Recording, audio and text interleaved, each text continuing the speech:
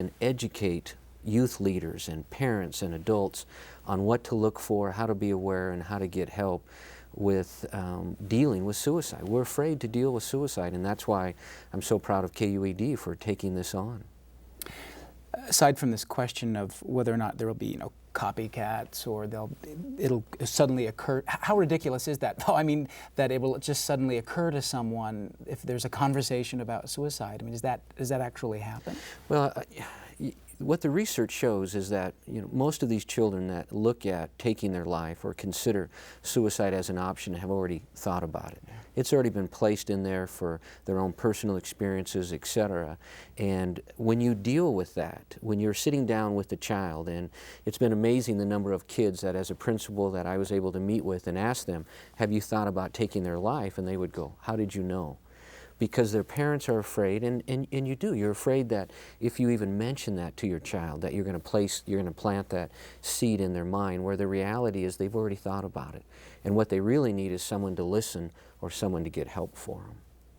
This peer-to-peer counseling that's so crucial to this program, what do they talk about? What do they want to hear? What do they discuss? The Hope Squad at Timpview High School, and we now have it in our elementary schools and our middle schools, they don't talk about suicide. They don't go out and say, have you thought about killing yourself today or whatever. But what we're training them to do, and what the social workers and the schools counselors and psychologists do so well, is they teach them to listen.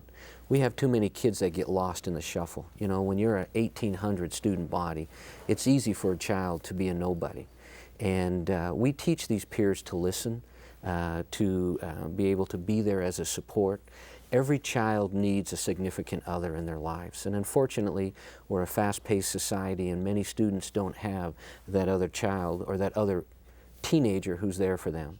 And so we teach them to listen, to be supportive, and then also to have the courage to get help for that child, and so, or help for their friend. A parent came to me the other day, actually a school board member, and she said, my son came home today, and he heard it 3 times that 3 of his friends had talked about taking their own life, about committing suicide. She goes, he didn't know what to do.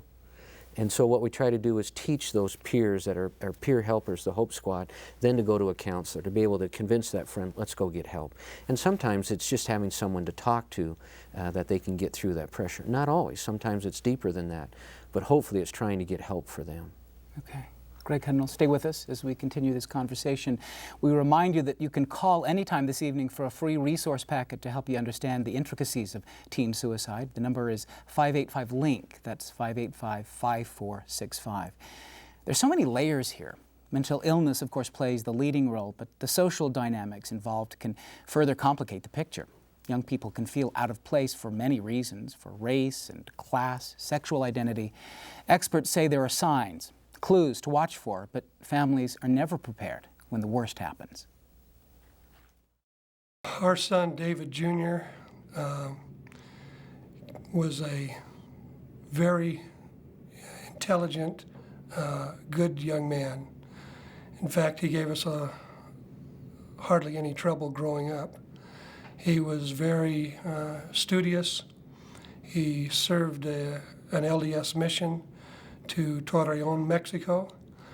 And when he came home from his mission, he began studies at BYU. And at that time, he became where he had some problems with obsessive compulsive disorder and anxiety. And so we sought some professional help, and we saw a psychiatrist, and he prescribed some medicine for David. The Jenkins sought every possible treatment for their son, but after years of struggling, he chose to end his life. He was attending medical school at the time of his death. Aaron Haley's younger brother, Jeff, completed suicide when he was 16 years old. Aaron was 18 at the time. My brother, Jeff, was a very sweet boy. He and I were very close. We were both born in October, and so we would celebrate our birthdays together. We went to high school together my senior year, and things were a little bit difficult for him in junior high and high school. Stacy Hohn's son took his own life when he was 16 years old. At that time, the Hohns had no idea he was troubled. My son was just a happy, busy little boy when he was young, full of laughter and had a little bounce in his step, and we called him Tigger when he was little because he was so full of energy and a little bounce. And in 5th grade, he wrote a little poem that said, "I am cool, all people like me, super at math, expert at reading, I am young and cool." But then as he began through puberty and got older, he was more serious and more sober, and he was quiet and shy and a good young man. As he got older, he didn't want to be involved in as much, slowly and gradually, in Boy Scouts or activities for youth. He pulled away more from friends, didn't ask them to come over as often or have sleepovers or parties or go to them as well. But he had good friends that were also kind of homebodies, so we didn't think too much about that. I don't think I have words to adequately describe how devastating it was to receive that phone call that our son had died, that he had taken his life. My wife and I would talk with him, and he would tell us sometimes, you know, I don't think I'm going to get better. You guys would be better off without me. I just feel like I'm worthless. And of course, nothing was further from the truth. He was an integral part of our family. No one really understands how completely a suicide affects a family unless you're in the family. In my experience, I felt that I lost my parents as well as a brother. I felt that my parents became completely different people from the people that I grew up with. I couldn't talk to my parents anymore as I once did. My parents had once been a major support to me, and they no longer were. Mostly because I didn't feel I could turn to them, because my feelings and emotions caused them to have feelings and emotions, and I didn't want them to hurt anymore. One of the very hardest things when someone ends their life is the question why that just echoes and echoes through your mind when they pass away.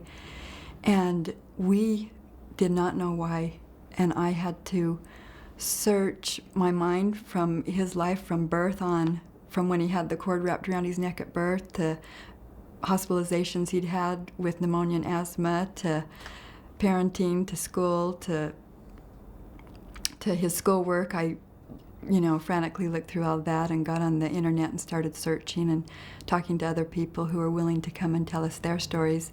And we found out that one of the big components we believe that our son had was that he did have many signs of depression. We didn't realize someone could get up and go to school every day even though they were very depressed, because he did get up and go to school every day. We think that he was only 16 at the time that he ended his life. He may not have even realized that he had this illness and that there was help. We're taught from the time we're little boys to be tough, don't cry. If you get hurt, pick yourself up and shake it off and go on. And this is okay, as it should be. But when you get into a serious illness, if a young man or young boy develops cancer, his buddies or his parents or the adults aren't going to tell him to get up and shake it off. Well, the same thing is true with a serious mental illness. You can't just shake off depression or bipolar disorder. I would like parents to be able to ask their young men, just even around the dinner table, what their feelings are about everyday occurrences, because I think that we need to practice that with our young men. What do you feel about this? Or how do you feel about that? And then go to more personal things so that they are used to talking about their feelings. There's always someone that you can talk to.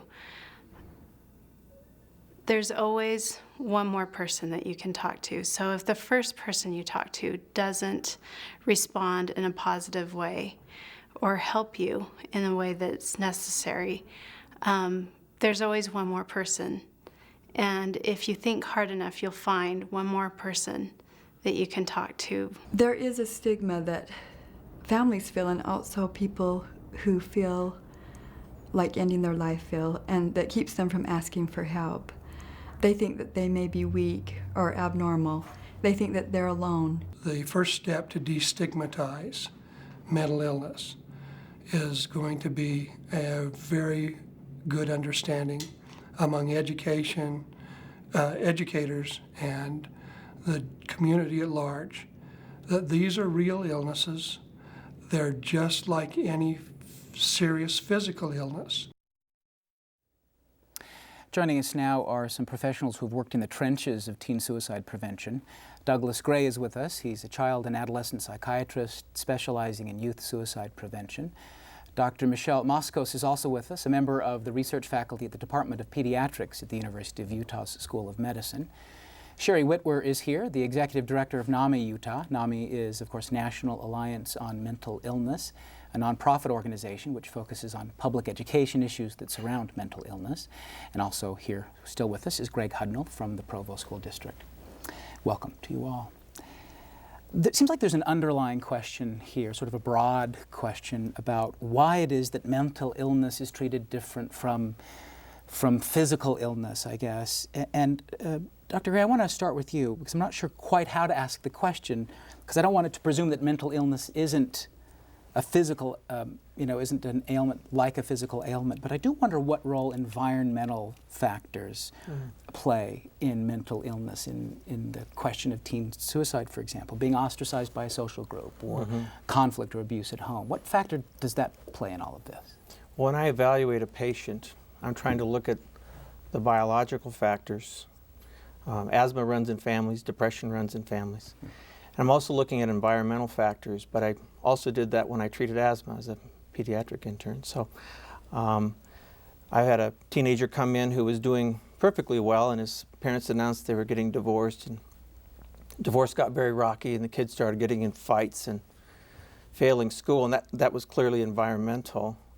And I've had patients come in who get depressed for no reason. They have a wonderful family, they're doing well in school. Then you find out that the mother got depressed also at 16 years of age, and so did the grandmother. They each fell into a depression during their teenage years for no reason, and that's very biological.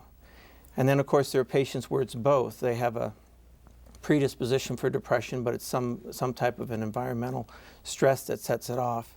But, back to the asthma example, you've got, you can't make asthma go away. You're born with it, you have it. It runs in families. But if somebody smokes in the home, it will aggravate it. And if you don't take your medicines, it'll aggravate it. So there are environmental factors as well, whether you're talking about depression or asthma. When we're talking about some of these environmental factors, I wanted to ask Dr. Moskos about the groups that are vulnerable. What are the groups that are particularly vulnerable, I guess? In research, groups are broken down oftentimes in demographic factors, age, sex, and what we found more predominantly in the Utah Youth Suicide Study is that the group that's most vulnerable is the group that's socially isolated. And social isolation can occur for several different reasons. It can be for ostracization. It can be because they don't have the communication skills or relationship skills to interact. It's not that they don't want to, it's just they don't know how to. And I wanted to ask how it plays out for adolescents with sexual identity questions, who may be gay or lesbian and don't quite know what to do with that information. They're being ostracized by their peer groups at school. How does that issue play out for that group? I wonder, they must be particularly vulnerable, I would think. Having worked with gay, lesbian, bisexual, queer questioning kids in Salt Lake City, in fact, we found that the youth were more at risk for suicide attempt than they were for suicide completion, and that they were struggling every minute of every day for someone to listen to them. And sometimes that is someone else who identifies sexually as gay or lesbian, but sometimes it's not. It's someone who will allow that person, that young person, to be who they are. to be true to themselves and to be able to express themselves the way that's most natural for them. When you look at groups that are under stress, kids who are gay, for example, they have higher rates of anxiety and depression and suicide attempts. But when you start looking at suicide completion, you're talking about 90% of those kids having a mental illness, most commonly depression, but also bipolar disorder, psychosis, obsessive compulsive disorder, those kinds of biological disorders. Let's not forget Native American young people. I'm wondering that's a particularly vulnerable group too, I would think, feeling isolated, culturally and socially as well. Well, and there is more than one way to define Native American in Utah. We have Native Americans who live on the reservation, and they're within the Utah state boundaries. However, they really don't come into much interaction with the larger community. There are those on the reservation that do come into interaction through the juvenile courts or through schools or through other programs. And then we have Native Americans who live and they're dispersed throughout our community. I think, again, that it's a lack of finding a place where they fit. I think that we want to polarize, and we want to make it really simple, as if we can just focus in and do something specific. And I think it's important to recognize each person's cultural background and cultural identity, the different races, ethnicities that blend, and how they find a place in everyday life. I think it's their inability to find a place in everyday life that can be a challenge. You know, I think that's important for us all to remember, especially parents, because we dealt with a junior high student that fit those demographics, not more isolation, feeling left out. He was dealing with depression and other things and had been receiving help off and on, but had withdrawn completely from his support group and from the rest of the students, and had been made fun of by other students, etc., and really felt that he was left with no options but to take his life. And so I think anytime someone feels that isolated and dealing with the depression, it's very difficult for that young person. Well, in fact, our research showed that almost 50% of both females and males under the age of 21 who had died by suicide, they actually did not have one friend we could interview. We interviewed parents and friends and siblings and aunts and uncles. We wanted to understand the minute-to-minute context of what had led up to that event, what had happened 2 years ago, so we could try to put together the puzzle of each young person's life. And when we looked at that, we were very surprised. You hear that females have no problems making friends, and so we expected actually that rate to be lower, that percentage to be lower for the females, and it wasn't. But what they did have in common was that they were isolated. If they had had friends, they didn't have those friends. If they could have different friends, but it then again depends on how you define friend. It's the nature of the relationships, and I think that's what we felt. We kind of look at labels naturally in our society, and we look at boxes that we can put people in. And I think we have to start looking at people, and we have to look at their thoughts and their feelings, and make it okay for them, to express their fears and that they don't know. You find that a lot. A lot of the high school kids have. They all have the same question, but who is it that's going to raise their hand? Sherry Whitwer, I want to get you involved in this conversation too. Do you want to react to this notion of being isolated and that sort of thing as well? Well, I think it ties in with the stigma too. What comes first? We know that people who are depressed and are dealing with mental illness feel isolated, but we also know that people feel isolated because of the stigma that tends to surround mental illness, and the ways that we as a society deal with that. So a good portion of what we do at NAMI is to try and raise awareness about mental illness. What is it? And try and help eliminate the stigma that surrounds it, to encourage people to seek treatment, get help, and know that they're not alone. How do you explain the fact that there is a stigma associated with it? What is that? What is that stigma? It seems odd in a sort of, we regard ourselves as kind of more enlightened these days, but it's still pervasive stigma, is it not? It's very pervasive. We know that, there again, families are suffering alone. They're suffering alone as they're trying to cope with a loved one who has a mental illness and trying to get them the services they need. They're alone. They don't share their pain. They don't share their experiences. If it was another illness, they would be receiving casseroles and help from their neighbors, but they're ashamed to share that. And there are I think we just have a lot of myths associated with mental illness. What is it? We think it's because a lack of character or lack of willpower. It's the result of sin.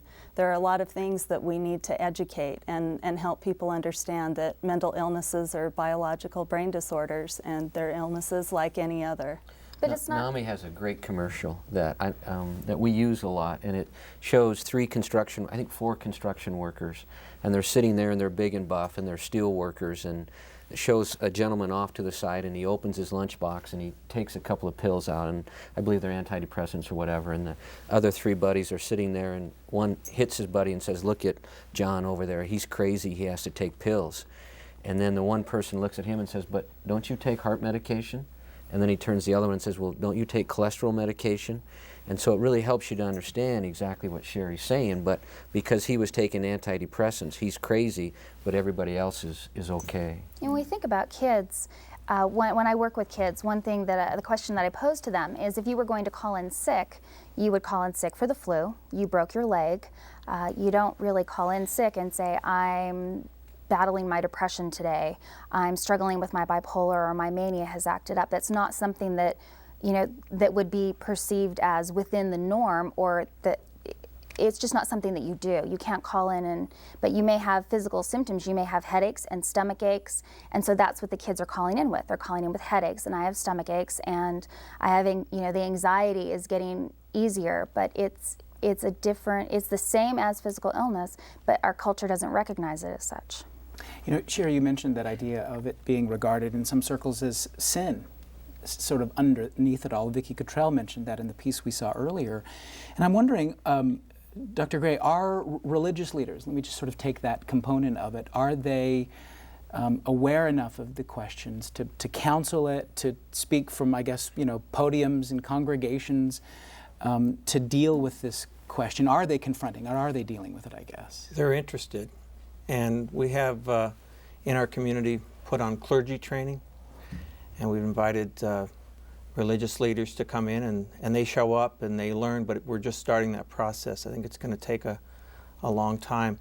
I can tell you some good news. The stigma is breaking down, and I can, in simple ways, you can sort of see it. I'll go to my kid's school or to a restaurant, and one of my patients will be there. And years ago, of course, I wouldn't make eye contact, focus on my food. Now these kids are coming across the restaurant and saying, come meet my grandparents, or come on over to the table and say hi.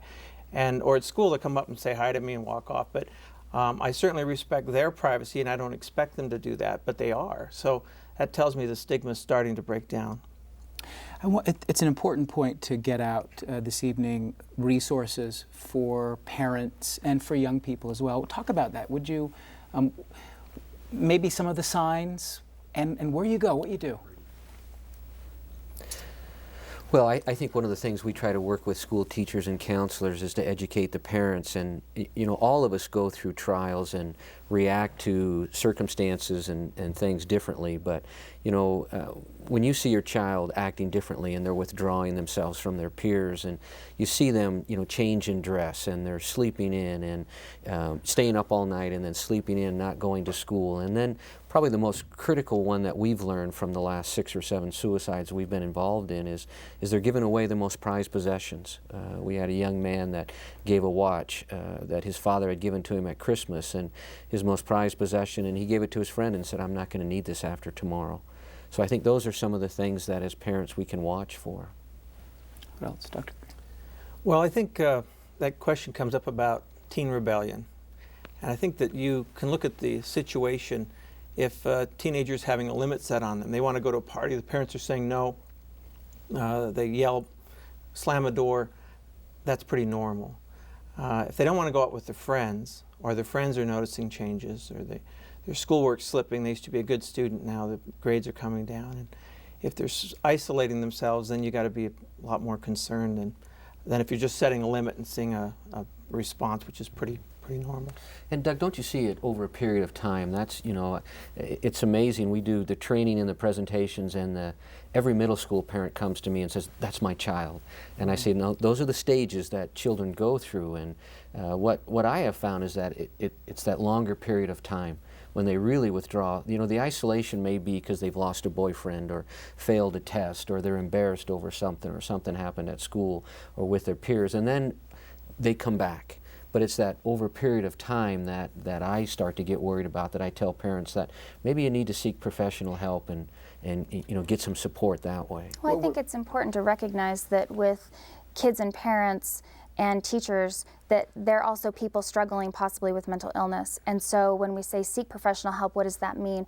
A first good step are actually the programs that the National Alliance for the Mentally Ill offers. They have a Bridges program, and they have a family-to-family program, so that if you're the person struggling with the illness, whether you're the kid or the parent, or you're a teacher, you know, despite what your role is at that time, it comes back to your illness, and you're a person throughout all of those things. And so sometimes professional help doesn't necessarily translate into going to see a doctor. Of course, it should be complemented, you know, with seeing a psychologist or a psychiatrist to understand the diagnosis. But your biggest support will probably be coming together as a family. Okay. We're grateful that you could all join us. Thanks very much. Thank you. And we thank you for joining us as well. It's a difficult subject, obviously, but it's important to talk about it. Once again, if you'd like a free resource packet, which includes a copy of tonight's program, you can call 585-LINK to find out more information. You can also visit the program's website at kued.org. For KUED, I'm Doug Fabrizio. Good night.